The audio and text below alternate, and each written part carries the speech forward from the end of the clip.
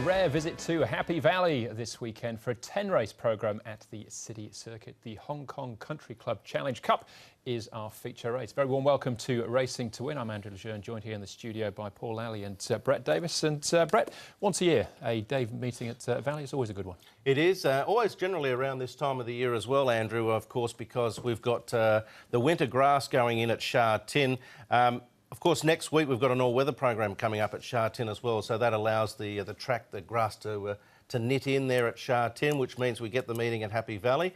It's not going to be an easy card. The first 3-4 races I think are a little on the ordinary side regarding quality, but it gets better as the day goes on. Certainly does, yeah. The last is a belter, Class 2 of the 1200 metres. No jackpots, Paul, but Michael Freedman's unleashing a couple of interesting first starters amongst them. I think they've both got chances too, these horses. A bit unlucky with the draw. They've both drawn, well, the beginner's luck in particular has drawn pretty wide with Tommy Berry aboard.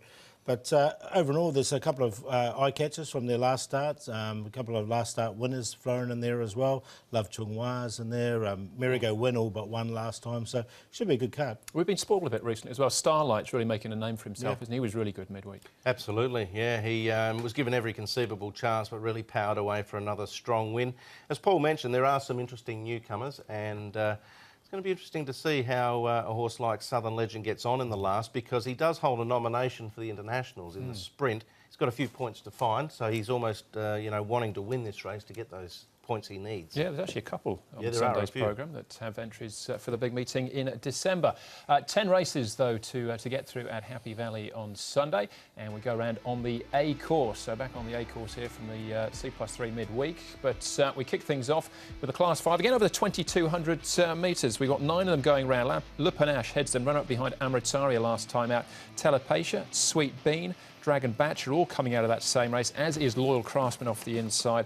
Supernatural with Dylan Moe taking £7 off with a lightweight right down at the bottom. Yeah, we kick off with another 2200 metre race for the first of the card, as we did on Wednesday night. This one only Class 5, potential pace likely to be slow. Maybe Dragon Bachelor finds the front from Faithful Boy. Is there going to be something from the back that takes off? It depends on what type of pace they set up front, but they should formulate into an order fairly quickly.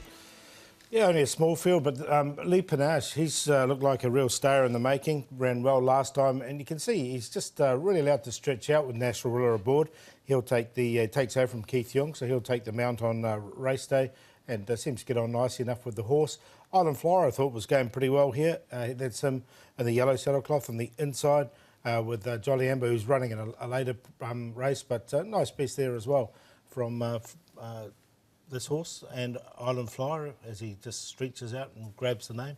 And I think he's a real star as well. He's been placed over the distance. Yeah. Le Panache has come up as our early favourite here, 3:10, open-looking contest. As I mentioned before, there's a number of these coming out of the race behind Amritsaria. Le Panache, this is his best ever, because it's the best ever attempt, because it's the first time he's finished in the placings. It's his first go over the 2200 at Happy Valley, and on the basis of this run, you'd give him a decent chance. But yes, 13 starts, just the one placing.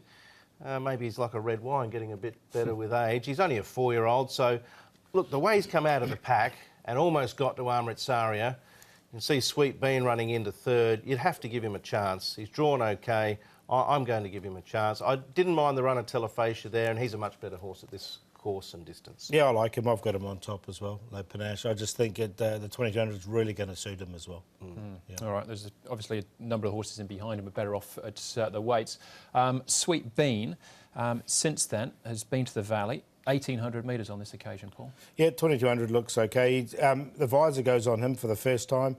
Look, he's won off a rating of 32. He's been placed over this distance as well. Barrier 6, Zach Purton aboard, so I've got him in the numbers. I think he's a chance. He's a chance. I didn't put him in, but he's a definite chance. This is going to be his 5th run for the season, so he hasn't been missed. But, yeah, look, he's a chance. I didn't put him in, but I wouldn't be surprised if he bobbed up. Yeah, and they put the visor on for the first time as well. Casper Fownes and Zach Purton have got an excellent strike rate so far this year, so there's... you don't need a second guess to know which way I'm going, Paul, but which way are you heading? I'm going to go with Le Panache. I just thought it was a really nice run from him. National Willer gets on well with him, as we saw in that track work. To beat Island Flyer, he's an improver, and the distance won't be a problem. He's dropped 19 pounds going to this. Sweet Bean for third, and Telepathia, he's won a Class 4 over 2200 metres before.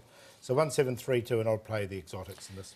I think Paul hit the nail on the head there when he mentioned Telefacia winning a Class 4 2200. I'm happy to go with him. He's got a good record course and distance. Keith Young knows him well. He's drawn okay. He's had a couple of runs back. Le Panache, probably the horse to beat. If you scrapped his whole 12 starts prior to that last start performance, you'd be thinking he was a good thing. But we know him better. Island Flyer and Loyal Craftsman, I think, will stay all day. I'm going to go a trio here. 2 the banker, 1, 4, 7 and 8.